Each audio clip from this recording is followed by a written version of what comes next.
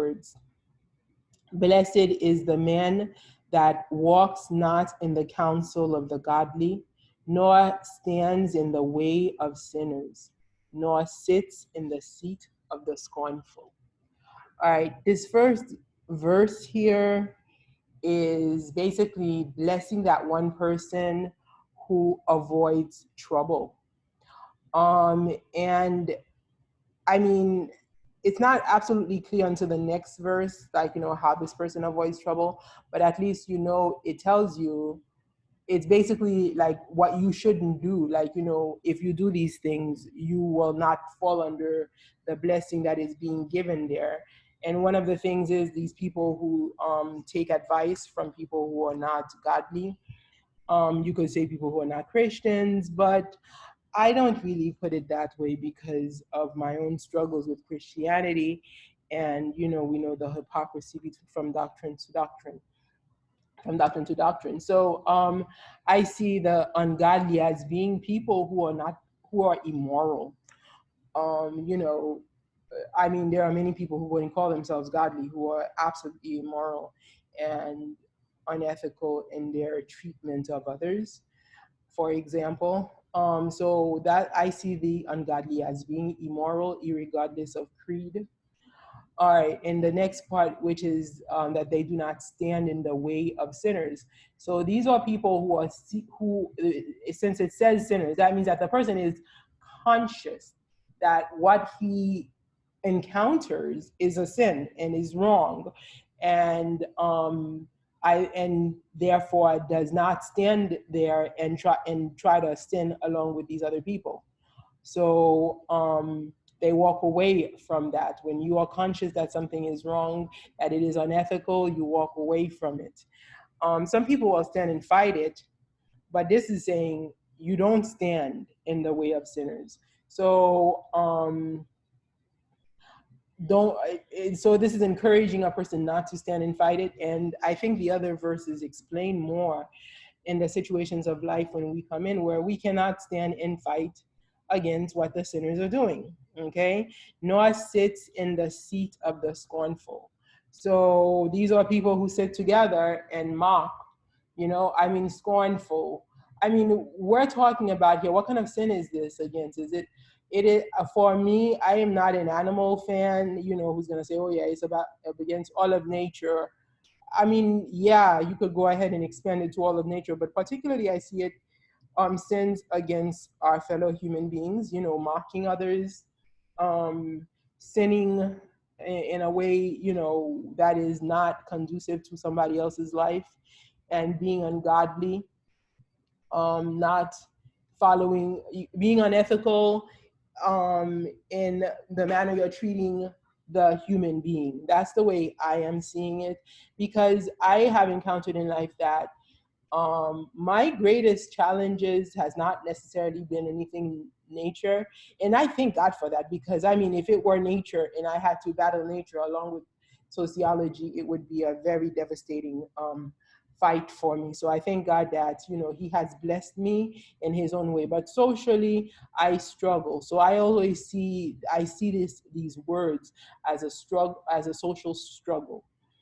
There are other people who may see it as differently, but for me, whenever in the other aspects that does not involve another human being, God usually I am pretty good with communicating with God. But when it comes to another's will, I just have to go on by that first verse, one in Psalm 1, because it is for me. And I wish I understood this psalm better when I was in my 20s. Again, there are so many things in the Bible that I wish I understood more when I was in my 20s and trying to figure out the philosophies of life, what life meant, etc.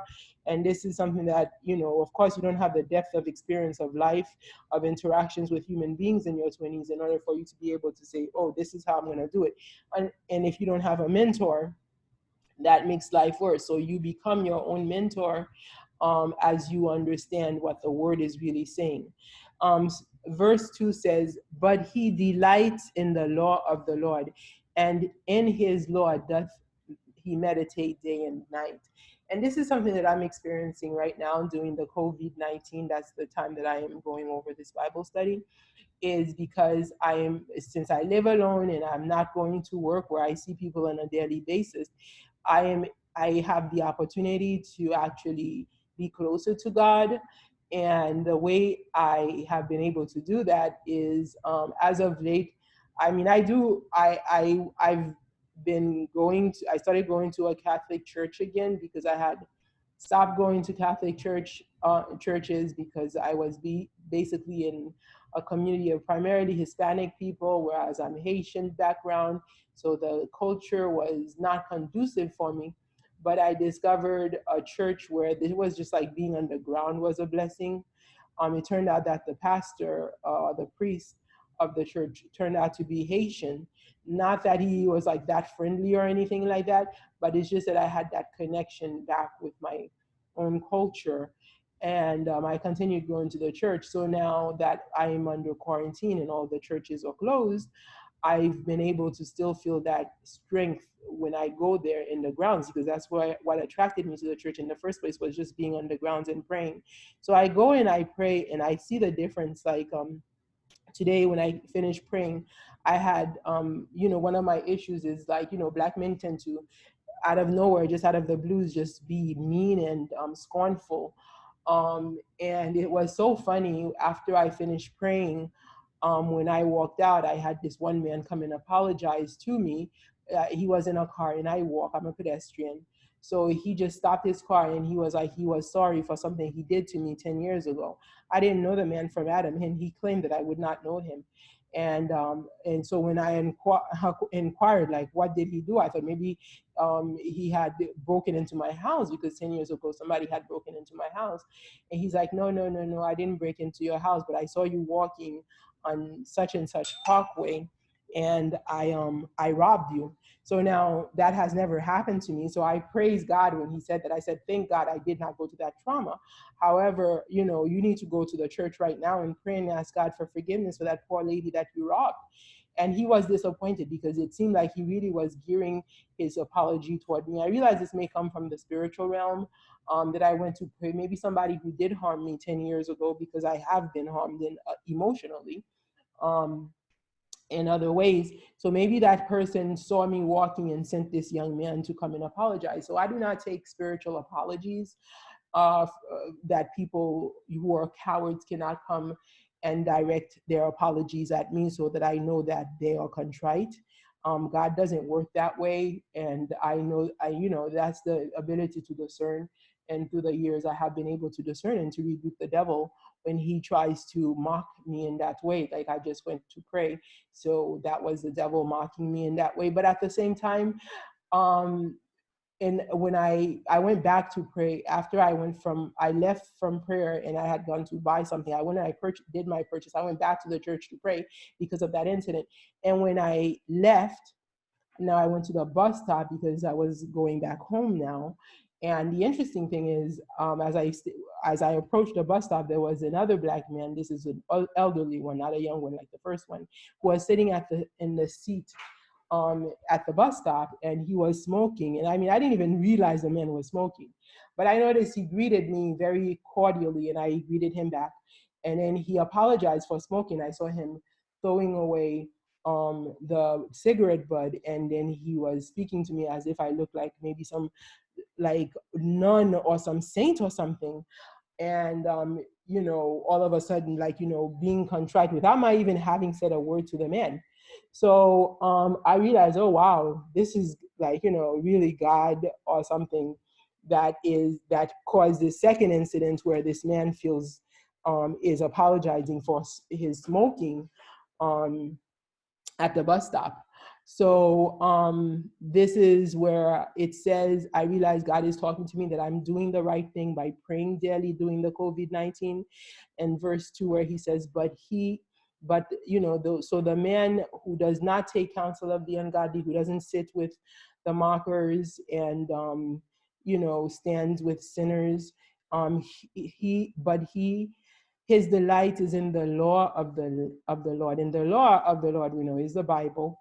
And then one of the things, I mean, again, I don't pray the way Catholics pray because I was raised Christian, but I use the Catholic litany, if you will, in a way to be able to meditate on the verses and on the passages. And I realized that I really could do that because it's a means that I can use to memorize my passages, which I don't know. So I've been doing that, and that's what I actually did today. Was I was going over my last Bible study passage. I was going over it like the as if I was doing the rosary, but I did it 7 times instead of 10. And I went through the round of 7, like 4 or 5 times, as one would do the rosary. And this is what, and I realized it actually did bring me in a spiritual realm in connection with God. And maybe people can see the difference when you go out there, that somebody would just come to me and apologize for something they did to somebody else, and that somebody would suddenly realize that they shouldn't be smoking in front of me instead of acting scornfully in the way I typically encounter on a daily basis. So this is God showing me you are doing the right thing. I delight in the law of the Lord, and in his law doth he meditate day and night. So he is saying to meditate day and night. So it was okay for me to pray today for 2 hours, 1 hour before I went shopping, 1 hour after I went shopping, or it might have been more than an hour. I might have equal to 3 hours of meditation, and I might go again this evening because it's day after. It's early. It's still mid-afternoon, so I might go again this evening if I feel like I need to be close, because it's easier for me to do that in the church grounds, and I don't feel the same motivation to do it at home as I do in the church ground. Okay, verse 3, and he shall be like a tree planted by the rivers of water that brings forth his fruit in his season. So therefore, this person who does that, God is telling you that you will not be hindered, because these mockers and these sinners and these scornful people and ungodly people, if you followed them, they would, or they may have already delayed our fruits. So God is this is telling you, stay in meditation, stay in studying the word, and your fruits will not be delayed anymore. So God is giving us here means by which to acquire success through him, all right, with the word of God, and not paying attention to the craziness of human behavior around us. Because one of the issues that I've had is my search for leadership and mentorship. I never found it, and I realized during COVID-19, since everybody's is isolated within their own family, and my family is me, and I now see this way of doing this. I realized maybe, this is, I should, not maybe, but I really should try it, because I realized if I did this in my youth, many of my downfalls would not have happened. Like if I had ignored people trying to tell me, oh, you're so mean, that's why people don't like you. If I just ignored that, if I just kept on meditating, first of all, they would have felt ashamed to even tell me that, the way these people were ashamed when they saw me after I prayed today. And they would not have even, and God would have been able to bless me with my fruits. So I still have fruits, that God, that, I can still blossom in my life. I am in what I guess what they call middle age, but God is telling me I can still blossom. Yes, he reminded me last time in Isaiah 54 that I did in the last Bible study that, forget the sins of my youth. Okay, so the sins of my youth was ignorance, not knowing. Now I know better, so I should go ahead and practice so that I would be able to blossom and to bear my fruits within my season. His leaf also shall not wither. All right, so yes, I might think, okay, I'm old because I'm a middle ager, and here he is saying that my leaves will not wither. Okay, and whatsoever he does shall prosper. And that is such a beautiful promise. There is so many ways that God can make me prosper in my life and in my condition. So I believe in this verse 3 of Psalm um, 1. This is telling me if I practice what I started this week and I continue it, right, I will prosper. And you know, I mean, I guess it's hard for me to say, oh my God, I haven't been doing what was right in the sight of God. I guess not, because I really haven't been meditating on God's words the way I have been as of late. You know, because before I was trying to solve my problems through work, you know, and learning more, getting more degrees, writing, anything as you know, the logical means that I was trying to, because it looked like prayers were not helping. They didn't help. All right, the prayers didn't help. God wasn't listening to me. But here, now that I have the COVID-19 quarantine, I'm able to sit down and, you know, what you know, these neo, I don't know, ideas of people, you know, their meditation. Well, my meditation, I realized God is telling me, read your Bible. I couldn't read the Bible before because I wasn't really thinking about what it was saying. My life was not, I couldn't slow down my life because it was like life was passing me by and I was failing because of the mockery and the scorn of men. And it was hard for me to focus, and you know, with all the background noise. But now God gave me this time during COVID-19 when the background noise is removed for me to listen to what the words are really telling me. I can no longer fear of the fast pace of life passing me by and fleeting me by. God put me in a situation right now with everybody else. So I'm not the only one who's in isolation. There are many others who are in complete isolation like me, right? So then why am I going to listen to the noise anymore? So now I can just stop and listen to the words. And the words is telling me that I should meditate on the words of the Lord and just ignore all the foolishness that goes on around me, and God will make me prosper. The ungodly are not so, but are like the chaff which the wind drives away. All right. Therefore, the ungodly shall not stand in the judgment, nor sinners in the congregation of the righteous. So I'm like, oh wow. So maybe I was ungodly, you know, when I was trying to beat the race with time, and in my efforts, you know, for socializing, because I always kept on asking myself, why am I not welcomed among people? Am I not a human? You know, I put myself in the species of Homo sapien. I mean, if I were a bacterium, why wouldn't I be able to be welcomed among my colony?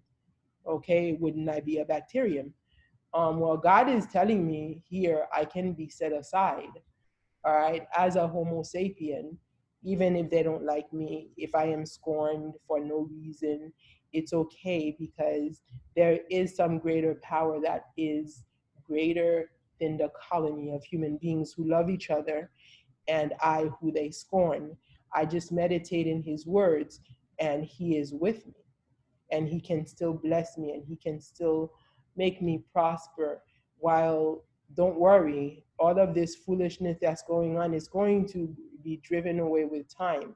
All right. So I feel as if COVID-19 was made for me, just so I can get a chance here to be with my Lord, because I was living for other people who didn't even know I existed, actually.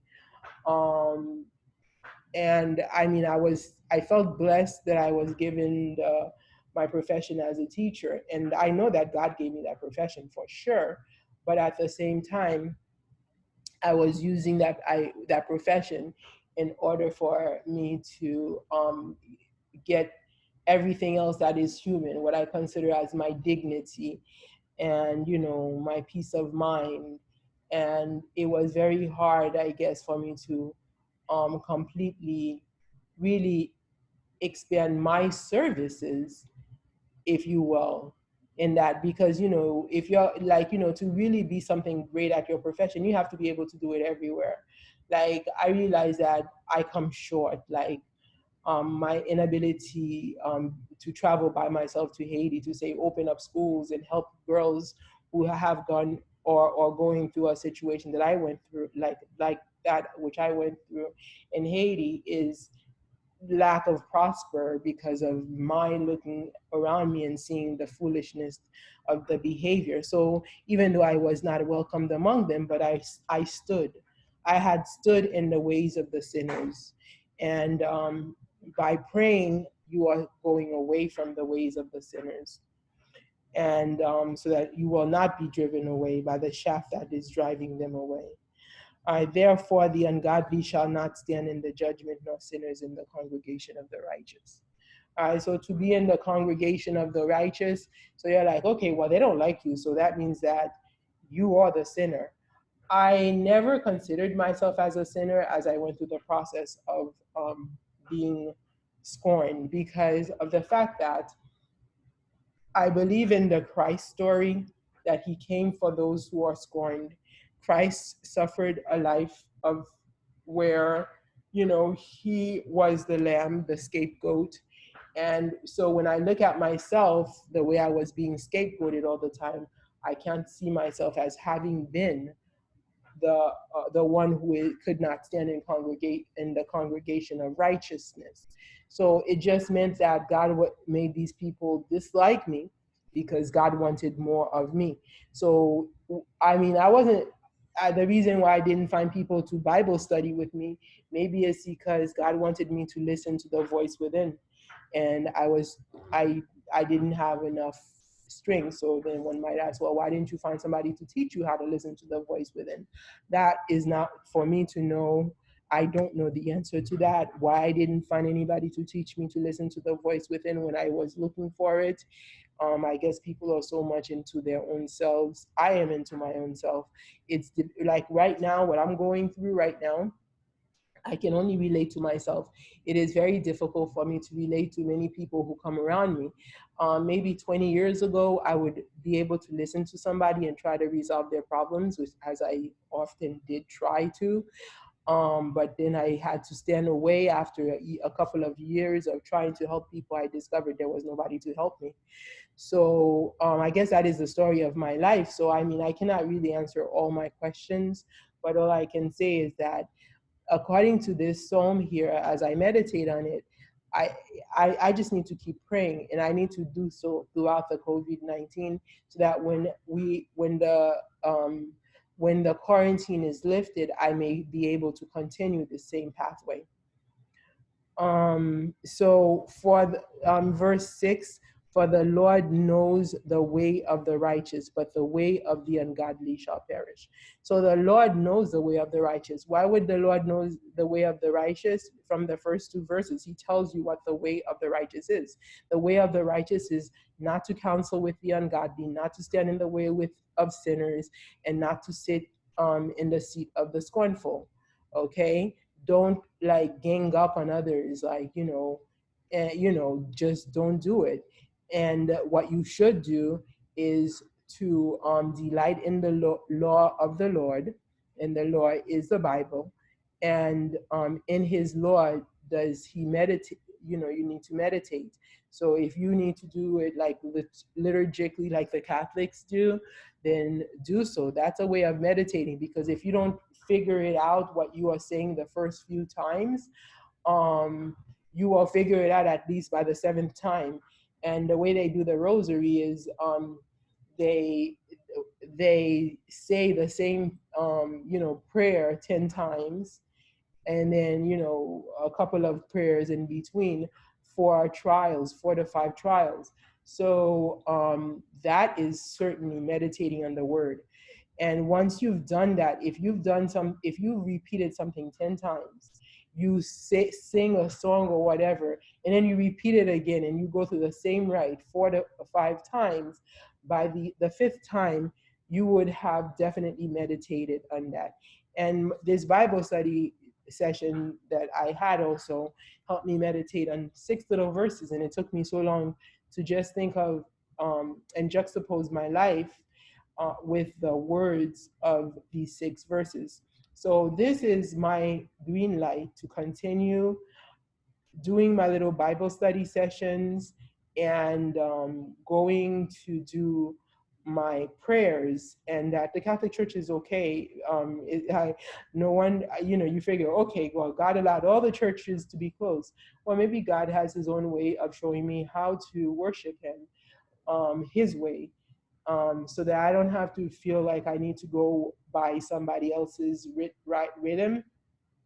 I admire the priests and the nuns. They dedicate their lives to God, and they live a life of celibacy. So there is no sexual profanity. And some people will laugh at it because of the way they have mocked the priests with all those sexual allegations. But as far as for me is concerned, I have been called prostitute in Protestant churches because of my marital status, because I'm not married, and I live by myself. I don't have, like, family coming in and going. I actually come and go, like a solitary person living like a hermit in my house. So when I do go to the churches, I'm always a stranger to these people. So those who may have heard of my name when I was living in a guardian's house, have they extend the scorn that I experienced in that guardian's house by preaching against my existence, because it's like in Haitian culture, when they say that upasumun, that means that you are not among a person. You don't look like human. They do that to people who do not look like what they please. It's part of the racism that I write about all the time. Again, my appearance is not appealing to Haitian people, so for that reason alone, I am not Sumun, and I am supposed to accept the scorn. I have seen, when I've gone to Haiti the few times, I see how many people who are not Sumun, as they call it, how they accept the scorn and they accept a lowly position in society because of the way society looks at it. It's like a social bullying type of way.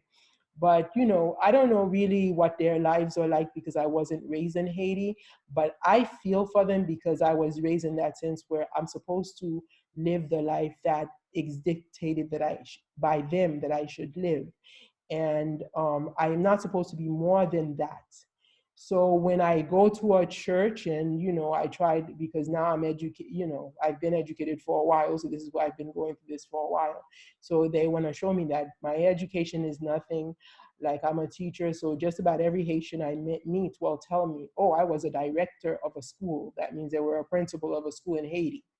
They're like, these people, you meet them in pretty lowly situations here, and they don't sound too educated, but they will scorn you. This is my life in Florida. I wasn't raised in Florida, so this may be why when they see me, I guess I don't look like one who should have been educated, or etc. I'm pretty simple. I don't adorn myself with anything, and my hair, I leave it natural, and it's not like I have long hair. So so it's not something that they like to see, so therefore I don't look presentable for them. I'm not sumun. Consequently, I am called prostitute when I go to churches. um I don't look like a homeless person either. It's just that I'm not Sumun. So it's a very tough thing. When I battle that, but nonetheless, I still want to be me. I want to be the natural me that I am. I want to be able. I'm very comfortable under my hair. I'm very comfortable in my skin color, and thank God I don't look as old as I am. I can mistakenly be chopped down by 20 years. Not that I look that young either, but nonetheless, God, it has blessed me in that way. So despite the fact that I have not been welcomed in the society where when I was born, and I'm not going to try to venture into any new societies either. I have decided to remain my national origin and to fight the bigotry there. If I don't do it, I don't know who else will. So because it is denied, I'm the only one I find who is not denying it. It is mocked when you even talk about it. But anyway, I can deal with my situation as an adult this way. And someone, this is a path and a map that God gives me. And I wish I understood that more when I was 20, right? When I came out and I was like, okay, I gotta live now. I gotta get out of the books and I gotta live. I gotta, I'm going to school, but I'm gonna just use the books, as my study to survive. And, since God put me on this earth, I have to survive. But God also wants me to remember He exists, and it is He that allows me to be everything that I am. So I cannot forget that. And I may have forgotten how to do it. I might not have been taught properly how to do it, but He is teaching me right here in Psalm 1 how to go about to meditate and to follow His path, and He will become my mentor. His Bible will be my mentor. Okay, thank you.